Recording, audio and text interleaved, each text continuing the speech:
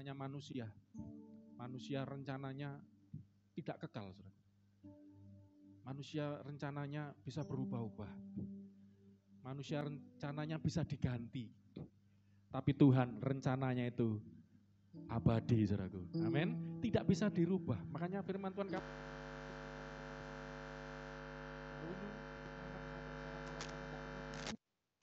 kekal itu seperti itu, saudara. Nah, minggu lalu saya batasi rencana Tuhan yang kekal itu dalam hubungan antara ciptaannya dan manusia, saudaraku. Di mana rencana kekalnya Tuhan adalah manusia berkuasa atas segala ciptaan Tuhan. Amin, saudaraku. Ya, makanya situasi corona ini intinya kan kita enggak perlu takut. Ya. Karena ini kan ciptaan gitu, benda ciptaan, makhluk ciptaan. Walaupun saya sempat jelaskan supaya tidak salah mengerti ya, seolah-olah Tuhan menciptakan corona, bukan gitu ya. Saya kasih contoh minggu lalu, Alkitab tuh ngajar bahwa Tuhan itu selalu menciptakan yang baik gitu loh, ya, sempurna, enggak pernah yang jahat, yang buruk. Kalau sampai ada yang jahat atau yang buruk, itu akibat ada dua saja tuh. Itu akibat, kalau disederhanakan ya, kehendak bebas, ya, dan akibat dosa. Maksudnya gini, sebenarnya dosa pertama itu bukan manusia. Dosa pertama itu malaikat, saudaraku, yang jatuh, Lucifer namanya kan, singkat cerita. Jadi Tuhan itu enggak pernah ciptakan setan. Saya ulangi sedikit ya. Jangan salah, maaf kalau agama lain ngajarkan Tuhan tuh menciptakan termasuk setan, itu enggak. Ya, Tuhan enggak pernah ciptakan. Malah saya sempat ngajak Anda berpikir ya, kalau di agama lain kan setan itu diciptakan dari api gitu ya. Nah, kan saya ajak mikir enggak masuk akal. Dari mana? Saya mau tanya, ya, setan atau malaikat itu makhluk yang kelihatan atau enggak kelihatan, saudaraku? Enggak kelihatan. Api itu kelihatan atau enggak kelihatan, saudara? Kelihatan. Masuk akal enggak? Kalau di Alkitab diajar penciptaan itu dari yang enggak kelihatan menjadi kelihatan. Jadi enggak kelihatan terus jadilah misalnya langit bumi dijadikan kan, Tuhan menjadikan langit bumi, terus jadilah terang pagi, jadilah cakrawala, itu dari yang enggak kelihatan jadi kelihatan. Gitu loh, saudaraku. Ya, terus dari yang kelihatan api tiba-tiba jadi enggak kelihatan ya, jadi setan gitu enggak. Terus kedua kan duluan mana ya? Kalau ciptaan itu duluan yang enggak kelihatan dulu baru kelihatan gitu. Berarti kan sudah ada api kalau gitu. Berarti duluan api daripada setan. Kalau kita enggak seperti itu ya. Jadi supaya Anda ngerti kebenaran yang sejati. Amin, saudaraku. Jadi Tuhan itu menciptakan pertama itu yang enggak kelihatan dulu. Ya, enggak bisa dilihat, sorga enggak kelihatan, kerajaan sorga enggak kelihatan. Masa ada apinya? Oh, itu api yang rohani, enggak tahu urusanmu lah ya. Kalau kita enggak seperti itu. Jadi malaikat itu diciptakan lebih dulu dan berontak, punya kehendak bebas, jatuh. Ya, Lucifer itu. Akibat itu jadi dosa dan menggoda manusia yang diciptakan jadi dosa. Berbuat dosa sehingga ciptaan ini jatuh lah, kira-kira begitu ya. Rusak alam semesta ini. Termasuk jadilah corona. Singkat cerita seperti itu, saudaraku. Tetapi rencana Tuhan yang kekal itu enggak pernah berubah. Bahwa manusia diciptakan, minggu lalu khotbahnya saya lihat yang ya ini loh, kelemahannya online itu belum tentu dilihat. Atau mungkin live semua ya. Keleng-keleng buntung ya. Kelemahannya di situ ya, ini repot ini. Saya ini sebetulnya, ini intermezzo dikit ya, saya ini sebenarnya lebih senang ibadah itu online kalau saya itu. Enak, bisa dilihat, didengar, dimatiin lagi, dipelajari lagi. Kalau saya sih, itu kalau ada wifi-nya ya. Kalau pakai HP kadang lemot ya. Kalau pakai kuota biasa ya, tempat-tempat tertentu gitu ya. Tapi ya itulah ya, sebetulnya pemerintah itu nganjurkan lebih banyak dalam situasi begini online ya, sekolah termasuk ibadah. Tapi maaf, ini bukan, kalau kritik kan kritik kita membangun ya. Disuruh online tapi enggak disediakan fasilitas. Dulu punya rencana tiap kecamatan atau kalau bisa kelurahan dikasih wifi yang satu kelurahan gitu loh. Oh, itu jos gitu ya. Wah, itu bisa maju itu, luar biasa itu ya. Sekarang kan zamannya online, ibadah ya gitu. Carousel enak online. Konseling online.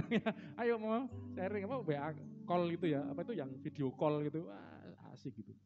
Ya sayangnya enggak disediakan, cuman dihimbau disuruh online tapi enggak dikasih fasilitas. Maaf, itu kelemahannya di situ, sehingga kita ya harus berusaha sendiri dan kebanyakan kurang usahanya ya. Tapi bagi saya kalau kita di dalam kekristenan biasa seperti itu, justru kesulitan tantangan itu untuk memurnikan. Apakah dengan situasi ibadah yang terbatas sekarang ini Anda masih tetap rindu beribadah? Ya sampai saya sempat nyindir secara bercanda ya. Kalau kita pulsa kita buat TikTokan nggak sayang. Buat lihat film Korea, ada WTV, saya download WTV apa itu ya, terus YouTube nggak sayang gitu loh.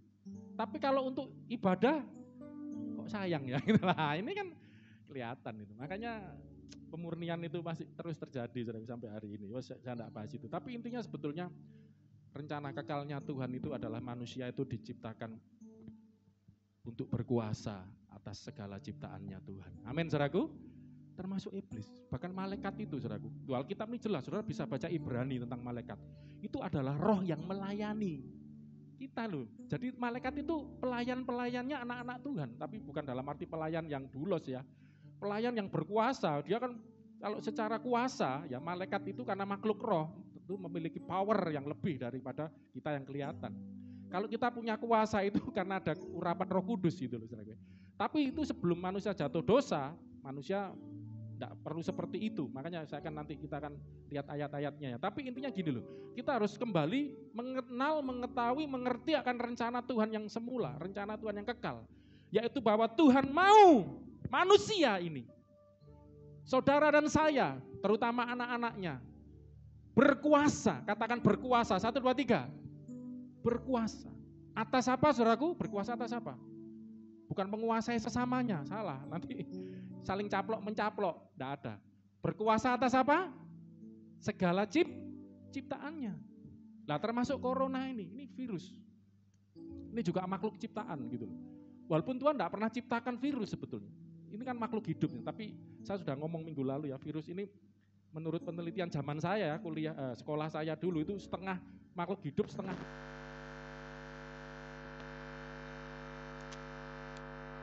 bisa muncul virus.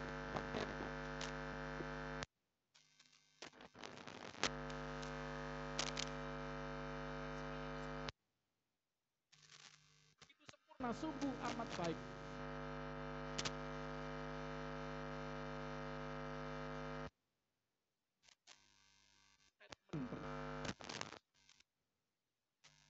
Akibat dosa.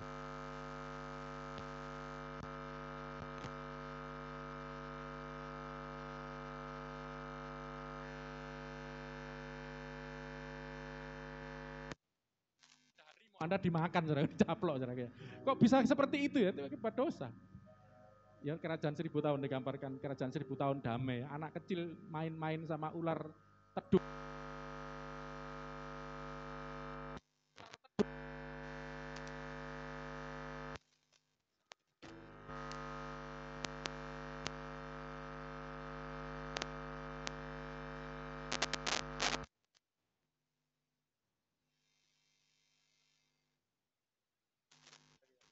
Jadi dulu ciptaan itu diciptakan begitu sempurna. Amin, saudaraku. Tapi akibat dosa seperti ini, ya terjadilah kekacauan, kerusakan atas dunia ini. Tapi puji Tuhan, saya sudah pernah khotbah ini ya di Jumat Agung, karena begitu besar kasih Allah akan dunia ini. Yohanes 3. Yang tunggal Yesus Kristus, supaya yang percaya padanya enggak binasa, ya diperoleh hidup yang kekal. Akan ada pemulihan. Oke, saya enggak bahas itu, tapi intinya saya akan melanjutkan akan rencana Tuhan yang kekal ya.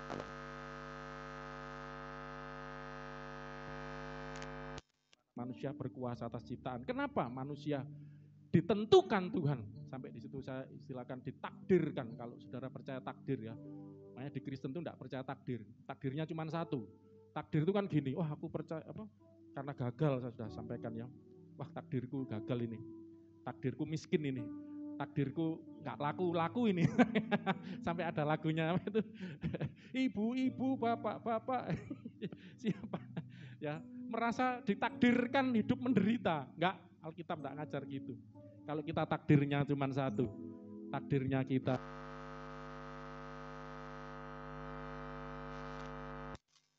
saya tunjukkan, saya akan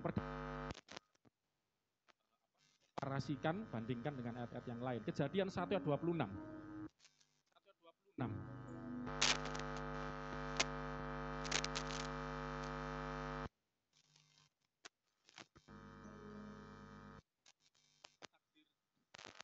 Anda, hidup Anda menurut Tuhan ini kekal, tidak bisa dirubah. Berfirmanlah Allah, baiklah kita menjadikan menurut gambar dan rupa kita. Ya. Allah, biasanya orang kalau ngomong dengan dirinya kan aku. Minggu lalu enggak saya bahas, kita akan bahas ini ya, kata ganti. Tuhan ngomong aku akan menjadikan, tapi Tuhan ngomong kita. Loh, ya kita itu tunggal atau jamak, saudara? Istilah tunggal atau istilah jamak? Jamak. Makanya di Kristen itu mengenal istilah Allah Tritunggal. Ya, di kitab Kejadian, kitab yang paling awal sudah dijelaskan. Kita ini siapa? Gitu ya. Tuhan kok ngomong dirinya kita? Ya baiklah kita lah, untuk ini nggak apa-apa sedikit-sedikit ya. Kita bahas kita dulu ya supaya nggak teralih nanti. Setelah itu kita ini punya rencana. Allah yang menyebut dirinya kita ini, kita lihat Kejadian 1 ayat 1, 2 dan 3. Di dalam kekristenan kita percaya Allah itu Esa. Tetapi Allah yang Esa itu memiliki 3 kejamakan atau sebenarnya disebut 3 pribadi. Ayat yang pertama, di situ dikatakan pada mulanya apa saudaraku? Allah menciptakan langit dan bumi. Ada disebut pribadi Allah. Ya, kemudian yang kedua, bumi belum berbentuk dan kosong. Gelap gulita menutupi samudra raya. Dan apa? Roh Allah melayang-layang di atas permukaan air. Permukaan samudra itu masih yang menutupi bumi tadi yang belum ada apa-apa saudara. Roh Allah, ada Allah, ada roh Allah. Oh jadi ada Allah, disebut Alkitab menyebut ada Allah sebagai pencipta. Terus ada pribadi lagi roh Allah. Siapa ini? Oh kalau sederhana Allah punya roh, gitu. Di dalam diri Allah ada roh yang keluar, ya. Jadi roh Allah itu keluar dari Allah, ya. Memenuhi bumi. Sebenarnya istilah melayang-layang itu merahebet, itu mengerami, memenuhi. Ya. Terus ayat yang ketiga, berfirmanlah Allah. Ada firman Allah. Gitu. Jadi di dalam Alkitab ini yang disebut kita secara sederhana aja, bisa panjang-panjang nanti pelajaran Allah Tritunggal ya. Di dalam Kejadian 1:26 tadi berfirman Allah baiklah kita. Itu adalah 3 pribadi ini. Yang pertama pribadi Allah, itu yang disebut Bapa, diperkenalkan Yesus sebagai Bapa. Allah adalah Bapamu, Bapamu yang di sorga, Allah yang di sorga, ya. Atau kita sebut Bapa saja ya, Allah Bapa. 1, 2, 3. Pribadi yang pertama yang disebut kita adalah Allah Bapa. Terus yang kedua ada roh Allah, rohnya Allah, rohnya Bapa. Dan yang ketiga ada firmannya Bapa. Tetapi ini dalam satu kesatuan. Jadi kalau disederhanakan, saya pernah menyampaikan ini ya. Kalau tidak ada ketiganya ini, bukan Allah namanya. Justru Allah itu harus punya 3 hal ini. Kenapa saya nyebutnya hal saya saudara? Atau 3 pribadi ini. Kalau Allah tidak punya roh, Allah berarti nggak hidup. Kalau Allah cuma zat saja, berarti Allah itu apa? Nggak punya kehidupan. Justru Allah itu harus ada roh di dalamnya, karena roh inilah yang disebut kehidupan. Roh itu ruah, artinya nafas, ya, pneuma bahasa Yunani-nya, nafasnya Allah. Ya kita bisa hidup karena kita bernafas. Kita bisa hidup karena kita punya nafas kehidupan.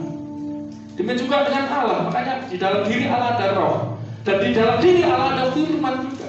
Karena firman ini kita sudah pernah belajar, ini adalah yang melaksanakan segala kehendak Tuhan.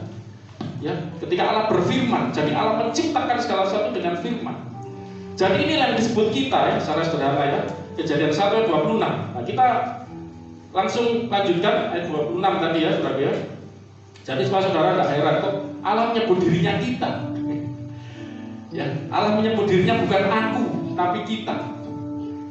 Nah di situ dikatakan, nah ini saya akan lebih jelaskan. Kita, Tuhan mau ngapain? baiklah kita menjadikan siapa? Manusia. Seperti apa?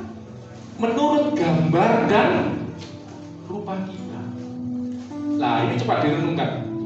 Ini jawaban minggu lalu kenapa kok Tuhan menciptakan manusia berkuasa. Ini salah satu penafsirannya luas. Saya tidak pernah membatasi penafsiran ya, karena nanti kita salah nanti membatasi Tuhan, membatasi hikmat Tuhan. Tidak bisa. Saya minggu lalu sempat menjelaskan tentang bahwa kenapa kok Tuhan menakdirkan kita, merencanakan yang kekal kepada kita untuk kita berkuasa atas segala ciptaan. Karena ini alasannya. Karena manusia diciptakan serupa dan segambar dengan menurut rupa dan menurut gambar dan rupanya Allah. Kita ini kan Allah. Dan Allah itu berkuasa.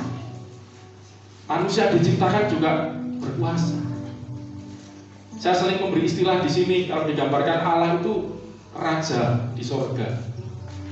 Adam diciptakan, manusia diciptakan, terutama Adam yang dimaksudnya, untuk menjadi raja di bumi dan atas segala ciptaannya. Itu loh saudara. Untuk menaklukkan ciptaannya. Minggu lalu saya kasih contoh kan, bahkan manusia mulai sedikit-sedikit menaklukkan alam semesta, walaupun masih terlalu jauh menaklukkan. Minimal bisa sampai datang ke Mars ya. Ini masih minimal, masih banyak galaksinya. Film-film banyak dibuat, Star Trek apa itu ya. Itu kan sampai ke galaksi, banyak galaksi. Saudara, kalau saya jelaskan alam semesta pusing nanti ilmu pengetahuan ya. Intinya dunia apa di alam semesta ini banyak galaksi, banyak. Kita ini hidup di dalam satu galaksi saja. Galaksi apa kita namanya? Bima Sakti ya. Sekolah soalnya. Ada lagi galaksi Andromeda ya. Itu ada galaksi sendiri, tata suryanya sendiri. Ada galaksi itu ada mataharinya sendiri, ada planet-planetnya sendiri, ada lagi bro. Manusia lumayan masih ke Mars. Mars itu ya dekat sama bumi itu dekat. Sebelumnya ke bulan gitu. Ya memang belum sampai menaklukkan beneran, tapi minimal sudah tanda-tanda itu. Menaklukkan apa, Tuhan menyerahkan segala ciptaan, berkuasalah. Tas burung kuasai itu, taklukkan itu. Ya, amin saudaraku. Saya ngomong gini jangan ngomong ya saudara. Karena Anda maaf ya, maaf kelemahannya kita ini sering mengukur hidup kita dengan nasib kita yang sekarang ini, dengan keadaan kita sekarang. Aku koyok ini, hidupku seperti ini. Jadi khotbah kayak terlalu tinggi itu, jangan berkuasa. Alam semesta terlalu jauh. Aku aja hidupku sering gagal ini saudara. Makanya firman Tuhan ini adalah terang bagi hidup kita. Firman-Mu pelita bagi kakiku, apa saudara? Terang bagi jalanku.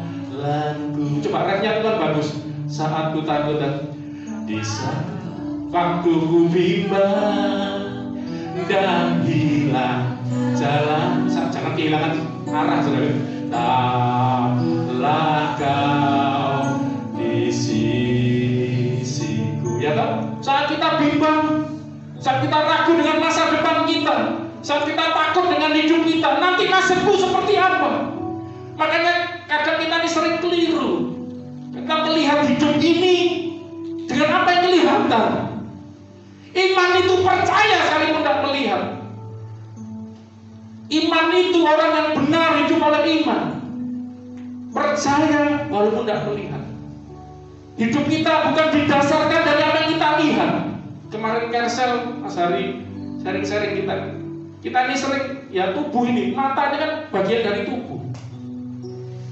Kita diajarkan untuk menjadi manusia rohani, pneumatos, manusia roh, bukan manusia duniawi, sarkikos. Waduh, masih ingat enggak? Ya, sark itu daging. Manusia yang hidupnya dikuasai daging, dikuasai matanya, dikuasai apa yang dia lihat, dikuasai apa yang dia dengar, bukan dikuasai oleh imannya. Iman itu di roh, saudara, bukan di jiwa. Jiwa aja bukan. Iman itu kalau di otak nggak nyambung. Mana mungkin? Karena otak itu penuh logika. Tapi iman itu di dalam roh. Ini loh orang benar hidup oleh iman itu. Tidak berdasarkan apa yang dia lihat. yang dia rasakan. Mungkin panca indera ya, itu disederhanakan apa yang dilihat dan didengar, tidak pernah dirasakan dalam hidupnya ini. Dia merasakan hidupnya penuh kegagalan, dia merasakan hidupnya penuh dengan kesulitan dan tak berhasil. Akhirnya dia menilai hidupnya seperti yang dia lihat, dia rasakan. Tapi orang benar hidup bukan karena melihat. Orang benar hidup karena iman. Hidup karena percaya. Percaya kepada apa? Firman. Iman, percaya itu timbul oleh pendengaran firman. Jadi kita anak-anak Tuhan harus belajar hidup berdasarkan bukan yang dilihat. Makanya kenapa saya ngomong ini? Yang kita lihat corona, wabah. Tapi iman berkata, aku diciptakan serupa dan segambar dengan Allah, menurut gambar dan rupa Allah, untuk berkuasa atas corona. Amin, saudaraku. Puji Tuhan, Mas Yuli udah sembuh ya. Mau bersaksi. Gak jadi minggu depan. Disiapkan ya Yul ya, saksiannya Belena nanti. Ya, bahkan vaksin saya katakan mau ditemukan sudah. Bahkan Rusia ini September mau meluncurkan vaksin September, saya baca. September ini Rusia. Kalau Indonesia tahun depan ya, 2021 mau buat 250 juta vaksin. Loh, manusia diciptakan berkuasa untuk mengalahkan, menaklukkan dunia dan segala isinya. Amin, saudaraku. Kosmos. Tadi malam yang lihat di WA Group, apa namanya, sudah dipasang ya lampu ultraviolet. Manusia bisa menciptakan lampu yang mengeluarkan sinar seperti sinarnya matahari. Itu kalau malam kita pasang di sini. Jadi sebelum ibadah ini malamnya tadi itu anak-anak muda kerja bakti ya, istri saya mau ke sini, tanya dulu Mas Hugo, sudah selesai ternyata udah beres, puji Tuhan. Terus dipasang lampu ultraviolet, itu virus bakteri mati semua. Ya kan mati semua virus bakteri kena sinar matahari. Nah diganti ciptaan manusia itu ya lampu ultraviolet, jadi luar biasa. Ruangan ini biar steril. Ya yang dari luar cuci tangan, antiseptik, ya sama dicek suhu tubuh, itu kan protokolnya. Berarti manusia dikasih hikmat Tuhan. Ini sudah bukti bahwa manusia bisa mengalahkan. Bahkan ternyata memang walaupun belum ada obatnya, kalahnya kan dengan daya tahan tubuh kita. Nah ini kan saya menjelaskan ini menunjukkan bahwa ini loh rencana Tuhan, ini loh firman Tuhan. Tapi berapa banyak kita nggak ngerti rencana Tuhan, firman Tuhan, sehingga kita dikuasai takutan, dikuasai ya pikiran-pikiran yang negatif. Firman Tuhan mengajar kebenaran. Ya kita diciptakan ya. Allah mengatakan baiklah kita. Allah Tritunggal. Allah yang tiga tapi esa, atau Allah yang esa yang memiliki tiga pribadi di dalam dirinya, menjadikan kita. Nah, saya mau garis bawah ini, manusia ini menurut gambar dan rupa kita. Tes. Bapa itu roh, Alkitab katakan Yohanes pasal 4. Bapa itu roh, Allah itu roh. Sehingga ada ayat selanjutnya, barang siapa menyembah dia, menyembah dalam roh dan kebenaran. Kita diciptakan ini bukan roh loh saudara. Kita ini bukan makhluk roh, malaikat makhluk roh. Kita ini makhluk yang namanya manusia ini adalah roh yang berdiam di dalam tubuh. Ada tambahannya. Kita ini kalau andai kata disebut kan kita juga punya roh. Amin. Ya saya sudah pernah ajarkan kan Kejadian 2, manusia diciptakan dari debu tanah. Waktu selesai diciptakan, manusia terus dihembusi dengan nafas Allah atau roh Allah, sehingga manusia jadi makhluk yang hidup. Jadi kalau disederhanakan, kita ini makhluk roh yang berdiam di dalam tubuh dan memiliki jiwa. Udah lama ini saya ajarkan, lupa ini ya. Jadi manusia ini adalah roh yang berdiam di dalam tubuh, ya kan? Dan memiliki jiwa, kepribadian, ya. Karena itulah. Dan kita renungkan ayat ini, menurut gambarnya siapa, rupanya siapa? Bapa roh, kita bukan roh. Roh Kudus apalagi, itu kan nafasnya Allah, rohnya Allah. Saudara bisa bedakan Allah itu roh dan roh Allah, beda pengertiannya ya. Allah itu roh itu adalah sifat Allah, hakikat Allah sebagai roh. Kalau Roh Kudus itu rohnya Allah yang dihembuskan kepada ciptaannya. Bahkan tadi mengurang, kita nyanyi rohmu yang hidup penuhiku. Jadi Allah menghembuskan, Bapa yang adalah roh itu menghembuskan rohnya, memenuhi kita, mengurapi kita, anak-anak yang percaya kepada Yesus, kepada Dia. Nah sekarang kita, kenapa ayat ini kita lihat dikatakan manusia diciptakan menurut gambar dan rupanya Allah? Siapa yang dimaksud? Nah, tadi Bapa Allah sudah ya, oh bukan. Ya, roh Allah makhluk roh. Nah, firman. Firman itu apa? Ya. Nah, kita lihat cepat ya firman apa? Yang dimaksud firman, kita diciptakan seperti apa? Menurut siapa? Menurut image-nya siapa? Akan lebih jelas kita buka dalam Yohanes 1 ayat 14. Ya, firman itu telah menjadi manusia.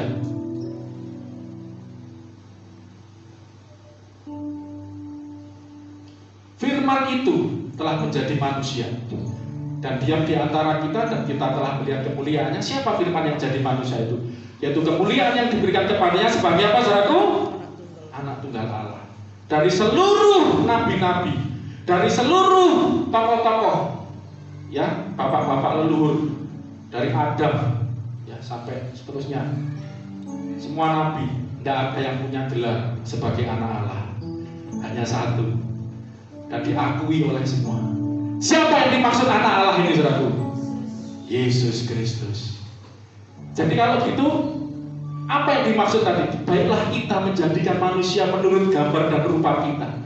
Secara jelas ayat ini menunjukkan menurut gambarnya siapa? Yesus Kristus. Lebih jelas lagi ayat ini, Roma pasal 8 ayat 29. Coba dibuka, Roma 8 ayat 29. Roma 8 ayat 29. Sebab semua orang yang dipilihnya dari semula, itu maksudnya kita yang anak-anak Tuhan dipilih, yang percaya pada Dia, mereka juga ditentukannya dari semula. Kata-kata dari semula, kita udah punya lagunya juga kan, ujiannya.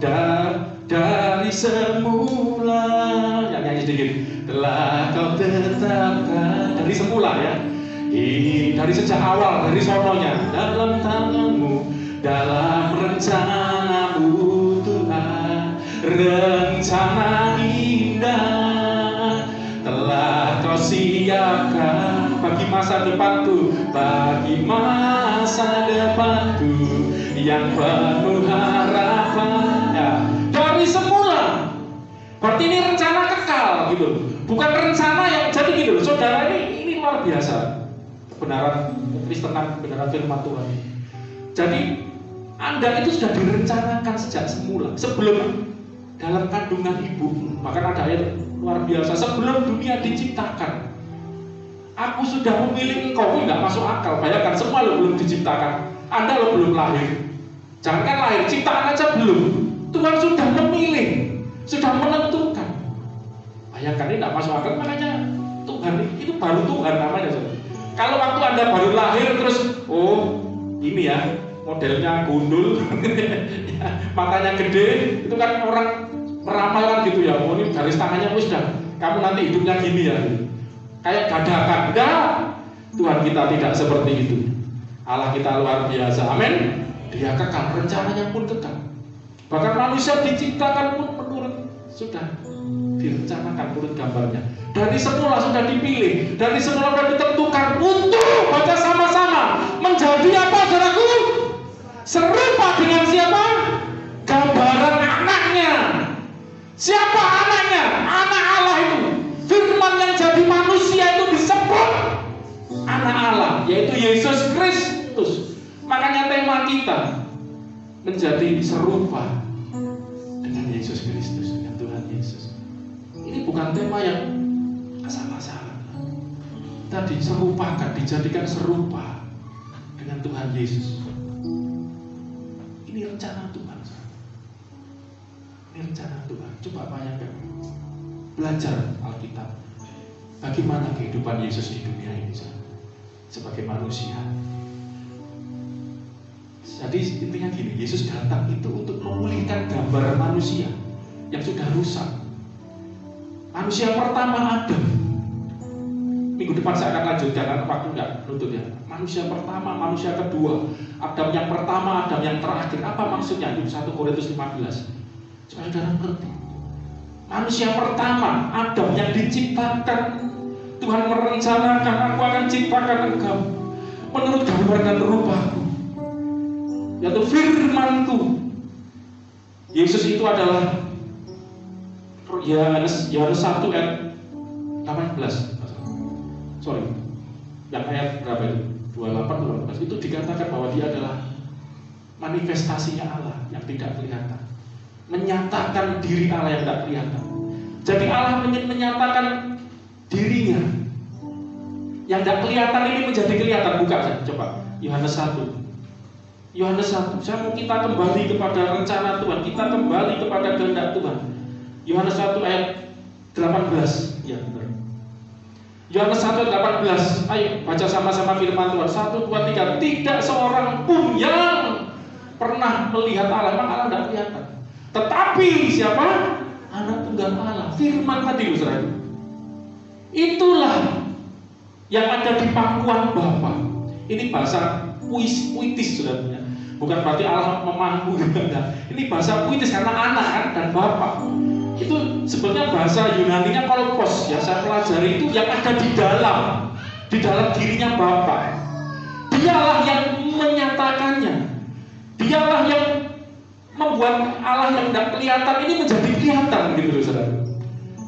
Jadi sebenarnya Tuhan itu punya rencana. Kalau saudara teliti baca Alkitab di Mazmur itu banyak.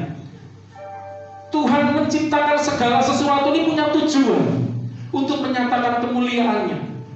Bagaimana manusia, bagaimana bisa mengenal kemuliaan Tuhan? Salah satunya dengan melihat segala ciptaan ini. Ketika melihat ciptaan ini kita akan berpikir, oh sang penciptanya itu agung, sang penciptanya itu mulia. Akhirnya kita, ini berarti ada yang menciptakan ini. Kok bisa ada gunung? Kok bisa ada sungai? Kok bisa ada pohon? Kok bisa muncul? Kalau ateis, mereka mempercayai ini muncul begitu saja. Kalau Alkitab mengajarkan, itu karena ada firman Tuhan. Biarlah pohon-pohon, tumbuh-tumbuhan muncul. Ya, binatang-binatang keluar dari bumi. Itu karena firman diperintah keluar ciptaan. Dan Allah mau menyatakan diri supaya yang tidak kelihatan ini supaya menjadi nyata, termanifestasi melalui Yesus Kristus. Dan manusia ini diciptakan sejak pertama menurut gambar dan rupa Allah. Ini seperti bayangannya gitu. Saya akan buat perjelas sebentar saudara. Bedakan. Jadi gini saudara, istilahnya ini. Manusia bukan rupa dan gambarnya Allah, saya katakan. Manusia bukan rupa dan gambarnya Allah, tapi manusia seperti. Beda. Rupa dan gambar Allah. Beda saudara. Kalau rupa dan gambarnya Allah itu siapa?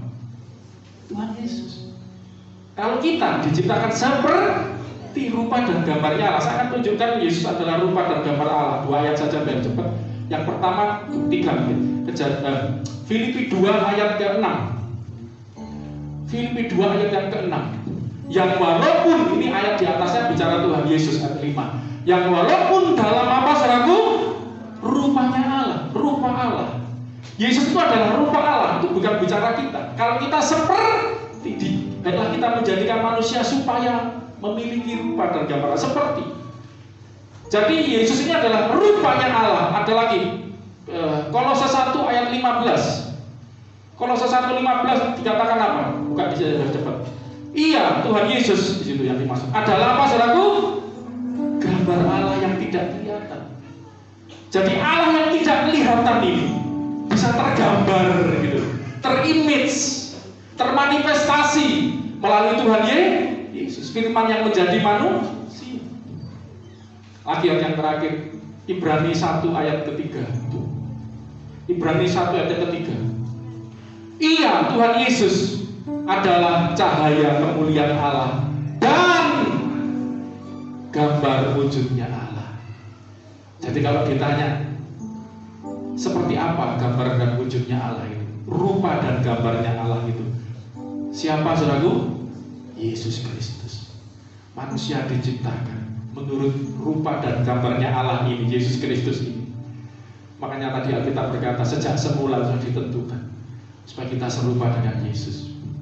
Dan waktu Adam diciptakan sejak semula ditentukan serupa dan segambar dengan Allah, yaitu pribadi yang Yesus Kristus, pribadi Allah di dalam Yesus Kristus. Tapi manusia gagal. Manusia pertama jatuh dosa. Alkitab katakan manusia telah kehilangan kemuliaan Allah, kehilangan gambarnya Allah di dalam Yesus Kristus karena jatuh dosa. Makanya Yesus datang untuk memulihkan gambar Allah yang sudah rusak ini, saudara. Amin, saudaraku. Jadi ini loh rencana Tuhan yang kekal itu, supaya Anda ngerti bahwa ada rencana Tuhan dalam hidupku. Aku diciptakan untuk menurut rupa dan gambarnya Allah, untuk berkuasa.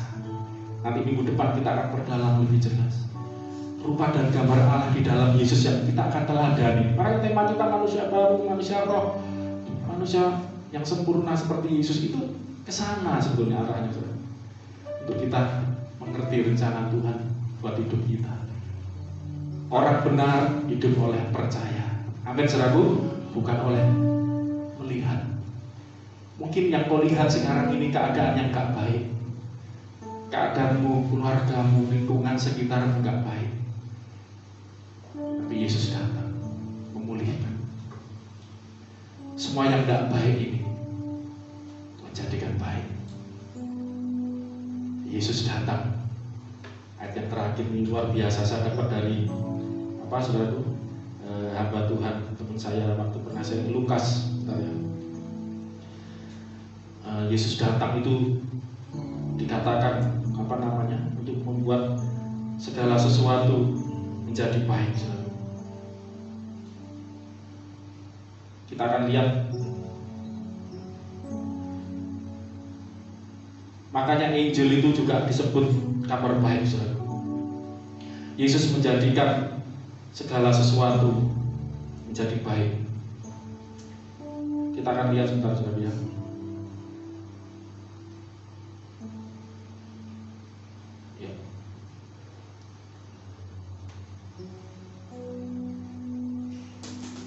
Segala sesuatu dijadikan baik.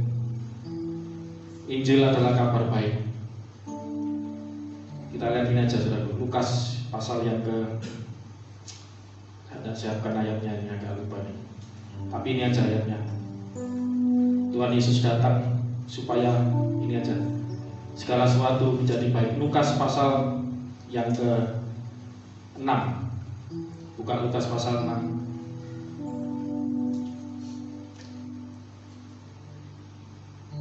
7 ayat 22. Ini aja. Yesus berkata kepada utusannya Yohanes. Makanya Injil, saya bicara tentang Injilnya aja, kabar baik. Injilion artinya kabar baik. Yesus menjawab mereka, pergi, katakan kepada Yohanes apa yang kamu lihat, kamu dengar. Ini tujuan Yesus datang ke dunia. Orang buta melihat. Saya tidak hanya bicara buta secara fisik. Banyak orang mungkin fisiknya melihat, tapi hatinya buta, tidak mengerti jalan kebenaran, tersesat hidupnya, kacau hidupnya. Orang lumpuh berjalan, mungkin dia nggak lumpuh, mungkin dia kelihatan sehat, tapi putus asa, putus pengharapan. Orang lumpuh berjalan, orang kusta tahir, orang tuli dengar, orang mati dibangkitkan. Kenapa, saudara? Dan kepada orang miskin diberitakan apa, saudara? Kabar baik. Yesus datang membawa kabar baik, Injil.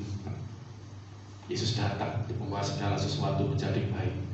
Buta dibuat melihat, lumpuh dibuat berjalan, tuli dibuat mendengar, kusta, najis ditahirkan. Makanya ada laguku, hilangmu tak tercela, olehnya aku hidup.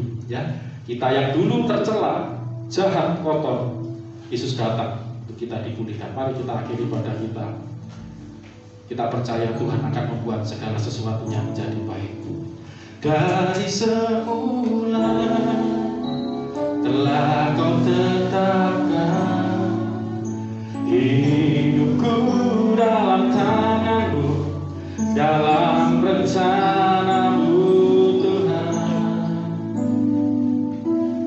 Rencana indah telah Kau siapkan bagi masa depan yang penuh harapan.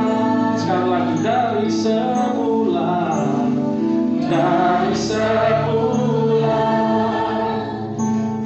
Kau tetapkan hidupku dalam tangan-Mu, dalam rencana-Mu Tuhan. Rencana yang indah, rencana indah telah Kau siapkan bagi masa depan yang penuh harapan. Semua baik, haleluya. Semua baik, semua baik. Segala yang telah Kau perbuat di dalam hidupku, semua baik, haleluya. Semua baik, sungguh telah baik. Kau jadikan hidupku berarti.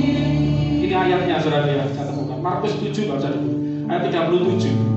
Mereka takjub dan tercengang. Ini ketika Yesus buat banyak mujizat dan berkata, iya, Tuhan Yesus menjadikan segala-galanya baik.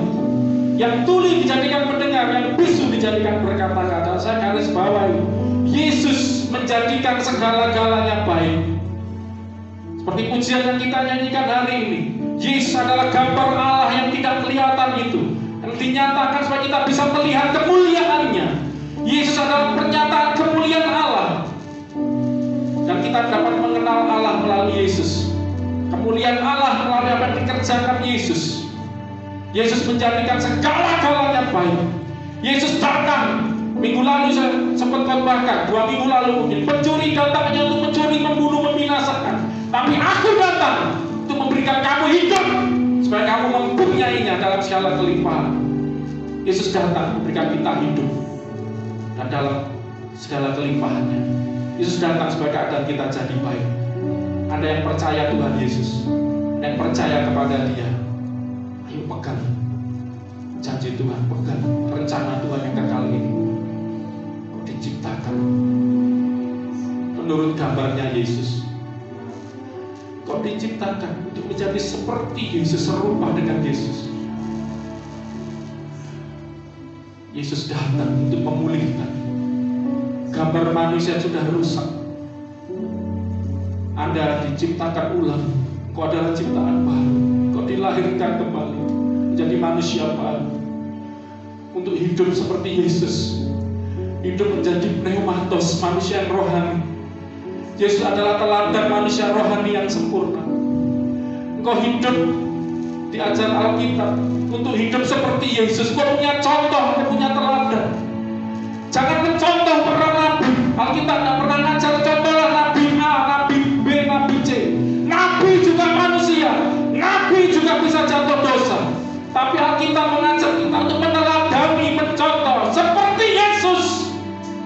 Seperti Yesus. Kasihi musuhmu, love your enemy. Kalau musuhmu lapar, kasih makan. Musuhmu haus, kasih minum. Kalau seterumu telanjang, kasih pakaian. Berbuat baiklah pada musuh. Jangan lawan kejahatan, jangan balas kejahatan dengan kejahatan. Balas kejahatan dengan kebaikan. Siapa yang bisa mengajar seperti ini dan memberi contoh? Yesus tidak hanya ngajar tapi kasih contoh. Waktu di kayu salib, Yesus berkata, Yesus berdoa, Yesus berseru, ya Bapa, sebagai anak, sebagai manusia, Dia berseru kepada Bapa di sorga, ampunilah mereka, ampuni mereka, orang-orang yang menyalibkan ini, orang-orang yang memfitnah ini. Sehingga Yesus disalibkan. Ampuni mereka, karena mereka tidak tahu apa yang telah mereka perbuat. Itulah Yesus Kristus yang harus kita contoh, Yesus Kristus yang harus kita teladani, saudara. Aku datang untuk memberikan hidupku. Bapa, dalam tangan-Mu kuserahkan nyawaku. Yesus menyerahkan nyawanya supaya kita memperoleh kehidupan. Itulah yang Tuhan berikan, itulah Yesus lakukan. Kita beribadah hari Minggu. Kenapa kita ibadah hari Minggu? Hari Minggu adalah hari kebangkitan. Yesus bangkit, mengalahkan maut. Dan Dia akan memberikan kebangkitan. Akulah kebangkitan dan hidup. Barang siapa percaya kepadaku, dia akan hidup, akan menerima kuasa kebangkitan kehidupan. Hari Minggu kita rayakan Yesus Kristus kita. Kita peringati Dia. Kita ingat akan Dia. Kita ingat akan apa yang telah Yesus lakukan buat hidup kita. Mari pelan-pelan bangkit berdiri, saudara. Ucap syukur, Yesus datang untuk menjadikan segala sesuatunya menjadi baik, termasuk hidup saudara dan saya, masa depan kita. Dari semula telah Kau tetapkan hidupku dalam tangan-Mu, dalam rencana-Mu Tuhan. Rencana indah telah Kau siapkan bagi masa depanku yang penuh harapan. Sekali lagi, dari semula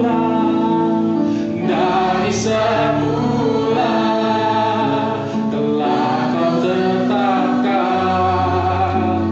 hidupku dalam tangan-Mu,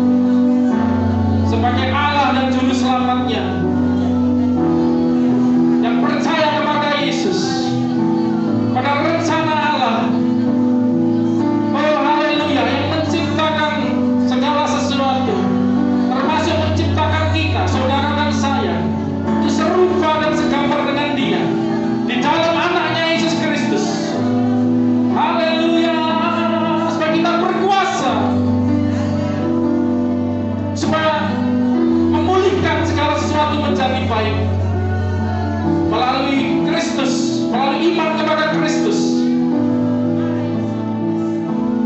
Oleh karena itu Yesus berkata kepada orang-orang yang percaya kepadanya, engkaulah garam dunia ini, engkaulah terang dunia ini. Pergilah, jadikanlah semua bangsa ini muridku.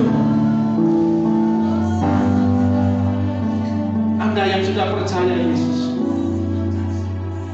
beri kuasa urapi Allah seperti Yesus. Hidup Anda dipulihkan untuk memulihkan, Anda diberkati untuk memberkati, Anda diterangi untuk menerangi.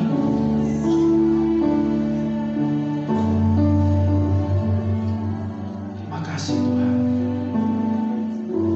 Anda dijadikan baik untuk menjadikan segala sesuatu yang sekitar Anda juga menjadi baik.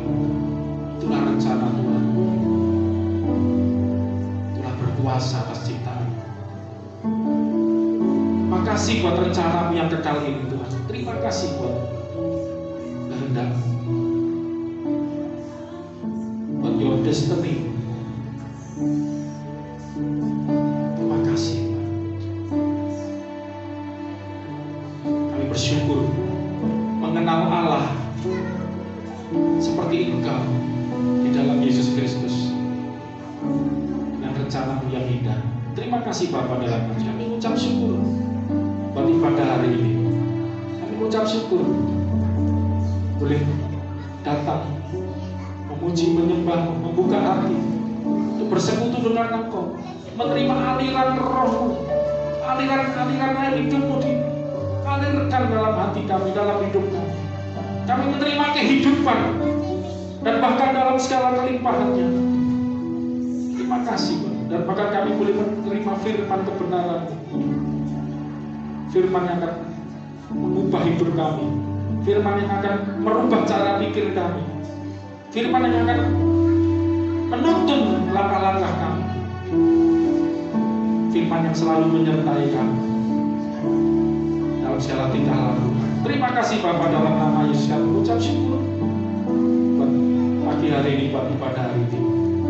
Kami menerima segala berkat, rahmat, kemurahan, kebaikan Tuhan Bapa di surga melalui Yesus Kristus yang telah menyatakan Bapa itu kepada kami, yang telah mati bagi kami, menebus kami sehingga kami beroleh kehidupan, dan oleh Roh-Nya yang limpahkannya kepada kami, tembuskannya, diberikannya kepada kami untuk memenuhi hidup kami, mengurapi hidup kami, menuntun hidup kami, dan memberkati kami dari sekarang sampai selama-lamanya. Yang percaya dikasihi, disertai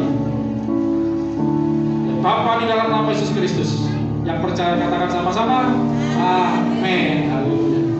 Selamat hari Minggu.